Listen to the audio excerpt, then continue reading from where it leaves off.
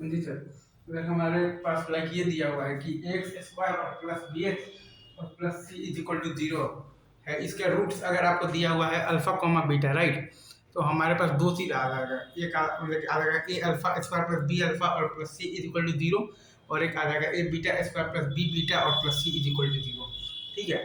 तो अब हमारे पास एक सवाल है बेसिकली, तो based on this concept, x square minus अपने पास दिया हुआ है तो 6x और माइनस टू बराबर दिया हुआ है जीरो, और इसका रूट्स दिया हुआ है अल्फा कॉमा बीटा, राइट?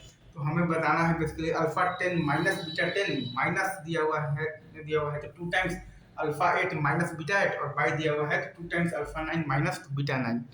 इसका बताना है बेसिकली तो वैल्यू, तो हम लोगों ने अल्फा 8 कॉमन ले लिया है तो अल्फा स्क्वायर माइनस 2 माइनस हम लोगों ने बीटा 8 कॉमन ले लिया है तो बीटा स्क्वायर माइनस 2, और बाई है अपने पास 2 times alpha 9 minus beta 9, right?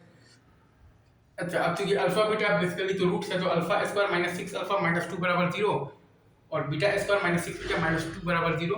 तो अल्फा स्क्वायर माइनस 2 बराबर आ गया है तो 6 अल्फा, और बीटा स्क्वायर माइनस 2 बराबर भी आ गया है तो 6 बीटा। तो ये वैल्यूज हम लोगों ने ये इक्वेशंस में रख दिए, तो हमारे पास आ गया है 6 alpha to the power 9 minus आ गया है तो 6 times beta to the power 9 by आ गया है तो 2 times alpha to the power 9 minus आ गया है तो 2 times beta to the power 9। तो ये सॉल्व करने पर हमारे पास आ गया है 3। तो मेन कॉन्सेप्ट बेसिकली इसमें यही है कि x square plus B x और plus C is equal to zero का बेसिकली अगर रूट से हमारे पास अल्फा कॉमा बीटा, तो हमारे पास आता है basically a alpha square plus B alpha और plus C is equal to zero, और a beta square plus B beta और plus C is equal to zero. ठीक है।